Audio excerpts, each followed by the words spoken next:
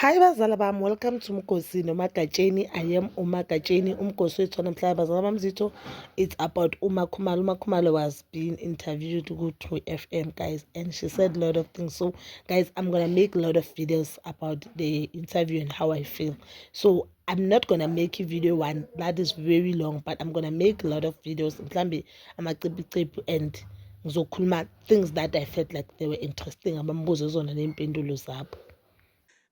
One of my colleagues, Ubongi, just said now, Uhlaleleni. I think this interview has answered that question. I hope it did. I don't think we need to go there anymore. I think, Kanye, do you need any emphasis on it? No, okay, what's in I think I know exactly what ukhuluma ngani because mhlawumbe umhlaba wonke nawo ukhuluma ngakho. Yeah. Yeah, uhlaleleni nani. Yeah. Yonke into inesikhathi sayo. Okay, wait. Yonke into inesikhathi sayo. Does Angithi uthi ngihlaleleni? Yeah. Ingoba konke kunesikhathi sakho. Does that suggest makunesikhathi where kungamele uhlale ungangahlali? Into engizama ukuyichaza abongile ukuthi if ula manje it's because you need to be here. Okay. Yeah. So konke kunesikhathi sakho. Kaphansi komthunzi. Yeah, you're very strategic. But I'm being honest. So guys, uMakhumalo has been asked usahleleleni kuMasamseni, and I've seen a lot of people on internet, guys, they are saying usahleleleni. Guys, umshado and relationship, it's not an easy thing, guys. It is not an easy thing, and you just don't pack your bags and go. Unless vele you have been emotionally checked out for the longest time, but awuveli uthi yabona namhlanje ngiyamlahla lumyeni. And one thing about uMusa, I feel like uMusa unelimi wrong. Mara kwatile cause akashayi ne or ufuna ukuthi umfile, but we thank Lord ukuthi akabasukumisela izandla. But mara akwatile or ufuna ukufila and makafila ukhipha amagama wrong or uzoyenza sure ukuthi ukuzwisa ubuhlungu, which is the wrong thing, and it's something I feel like into mele ayisebenze empilweni, because you cannot uthi unamakhosikazi unomndeni unabantwana then uyenze kanjalo izinto zakho. Umuntu makakuzwisa ubuhlungu mawufila ngathi akahambiselani nalento oyenzayo, then ufuna ukuthi akufile, then umzwisa ubuhlungu or ukhuluma amagama abuhlungu, because igama, guys, the sad part about igama alibuyele emuva. Ungasho into kimi namhlanje izohlala idlala kimi, and mina I feel like izinto ezishiwo abantu abadayiwe nabantu mabakwatile izinto okudala abafuna ukuzisho but bebangazi ukuthi bazisho kanjani. I feel like uMusa lezi zinto azishoyo ukuthi uMakhumalo into ayizela akayenzanga nani izinto okudala afuna ukuzisho. Kungaba kayithuki, kungaba izinto okudala afuna ukuyisho but angazi ayisho kanjani, or kungaba ukuthi uyisho cause uyayazi ukuthi uzomenzani kuMakhumalo. You understand? As much as like the time athi kumayeni you are delusional, so he knew ukuthi lela gama lamenzani umayeni, but uliphinde ngoba afuna ukuzwisa umayeni ubuhlungu. I think indlela into mele asebenze kuyo as uMosamsombeni. And mina, if you know me, you know that ngiyayimela la ndoda le, ngifile ngathi iqiniso lakhe unalo, ulenzile iqiniso abakhosikazini wakhe, and yawamamela amakhosikazi akhe. Unawo amaphutha njengawo wonke amadoda, njengawo wonke umuntu, because nabafazi banawo amaphutha futhi amaningi andlula amadoda.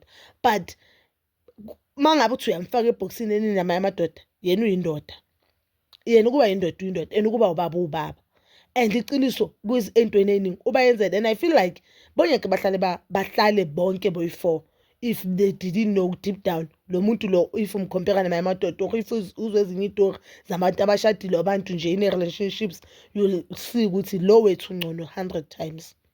I'm not saying abantu mabahlalele into ebuhlungu emshadweni, but all I'm saying is umshado is not a walk in the park.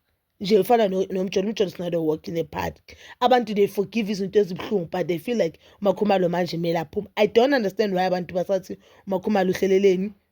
Maybe as uMakhumalo aphendulile naye ukuthi akakabi isikhathi sokuthi ahambe, she feels like akabi isikhathi sokuthi ahambe, but mhlawumbe uMakhumalo uthi yena makahlale la eyi-1 abala ubuhle uMusa amenzele bona, abala ubusa amenzele bona, abone ukuthi ubuhle olubaba angenzele bona and uthanda anginike lona lindlula lobubi lobu. Mhlambe bona maybe since baqala ukuthandana, ngoba as ashilo on this interview ukuthi since baqala ukuthandana bona they were on the same page, bayaqala ukuthi usathana ngene ethandweni labo abahlukumeze manje, so bayaqala ukuhlangabezana nento eyisinda kanje.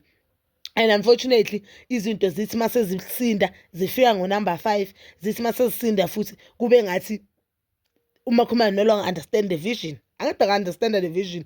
And uMakhumalo feel as if uMusa Mseleku lento angithembisa na akasayenza, or we are no longer in the same page, or maybe I didn't understand the vision very from the start, or the vision has changed. You understand? So mina, I for one, I want ask uMakhumalo ukuthi uhleleni, and I do understand ukuthi why uMakhumalo asahleli, but I want uMusa Mseleku ukuthi ame axolise kula magama washo kuMakhumalo. You understand? And if he feels like vele uMakhumalo akayilethanga akayenzanga into ayizele kaMseleku, mhlambe ukuyena makhosikazi wakhe wathathela ukuthi ukwakha kakhe umuzi ukuzala ingane.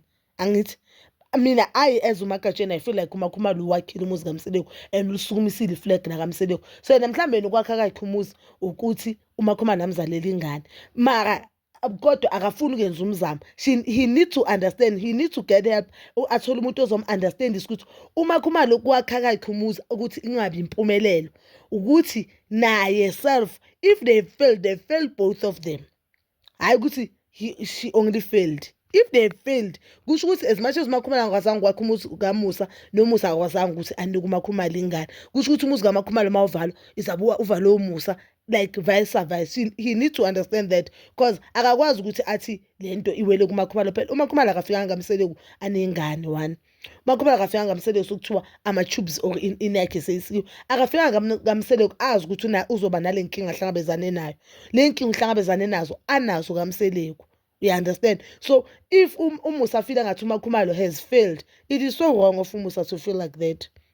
And as a man, you need to see, or as a human being, guys, you need to see when you are wrong and apologize. UMusa beka wrong for lela gama. He is still wrong now for ukuthi afile ayenze uMakhumalo afile ngalendlela afila ngayo. And ayikho into ebuhlungu njengokuthi uzwane nomuntu umtshele ukuthi le nto ngizwisa ubuhlungu, athi ayikho ubuhlungu. Kodwa umtshele ukuthi abona lento engenzayo ingizwisa ubuhlungu, athi no, lento le ngikwenza wona ayikho ubuhlungu. Wena kusho ukuthi wena unedrama. I feel like uMusa noMakhumalo need to get professional help. And uMakhumalo asho okusenhlizweni yakhe ngoMakhwela ayekuthi udida indaba ka-number 5, because dala sibuka ishow alokanga nankinga ngo-number 5. I really don't understand ukuthi why anenkinga ngoMakhwela. Makasho asenhlizweni yakhe, noma ngabe uzwa abantu bethi ezwe asho ukuthi no, ngiva abantu bethu mhlawumbe ifamily kaKwelo whatever, asho kusenhlizweni yakhe. noMusa asho kusenhlizweni yakhe, then they find the solution. But if they don't find the solution, there's nothing wrong with divorce if you are no longer happy, guys. Mhlawumbe uNkulunkulu vele wayebahlanganise ukuthi uMakhumalo abe there for uMusa for le minyaka bendi khona, noMusa abe there for uMakhumalo, because mina I strongly feel ukuthi i-success kaMakhumalo uMusa played a huge role. But abantu asifani, umuntu nomuntu angakhomenta down and ukuthi ufila kanjani. Mina I strongly feel ukuthi i-success kaMakhumalo, as ashilo uMusa on the previous episode, ukuthi why kuba angathi mawukhuluma uthi ikhampani abicalelwanga yimi. So we understand i-success kaMakhumalo. I feel like uMusa played a huge impact ukuthi uMakhumalo abe lo muntu abe uye, because if bekuyindoda bekuzovela abe a-housewife angamvulela amathuba and ababona ukuthi uMakhumalo mhlawumbe kodwa amvalele more. The fact ukuthi akamcindezelanga, it means ukuthi uMusa akusindoda enomona and akusindoda engafuni ukubona amakhosikazi wakhe aphumelela. The fact nje ukuthi nje uvumile ukuthi aqale ngale company ukuthi ajoyine abo the Real Housewife of Durban, it shows ukuthi uMusa akasindoda ehlukumezayo. Just that indoda enenkani and engafuni ukubona amaphutha wayo. Yinto I feel like mina kumele ayilungise. But bazala bami, you can comment down below wena umbono wakho, and please don't forget to like, subscribe, share and hit that notification button. Nginithanda ukuya nokubuya.